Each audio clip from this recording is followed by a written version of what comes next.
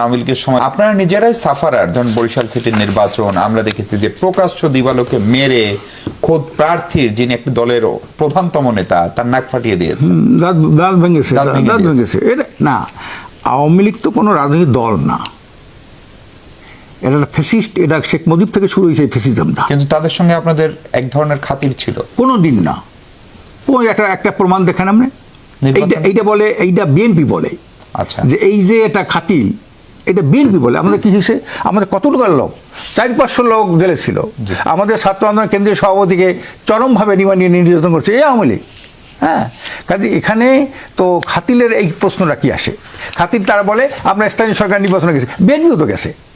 আমরা মেয়র নির্বাচন করছি, বিএনপি তো করছে। সাদাত উনি মেয়র নির্বাচন আওয়ামী লীগ আমল করছে না, এস্টাক আওয়ামী লীগ আমল করছে না, এস্টাক সেখানে ঘেরাও দিয়ে রাখে নগর ভবন। কাজে এই যে দ্বিচারিতা কথা কাজে, যখন তার সাথে ওই একটা কথা আছে, যখন তার সাথে থাকে তখন তার সঙ্গী, যখন তার দূরে চলে যায় তখন সে জঙ্গি।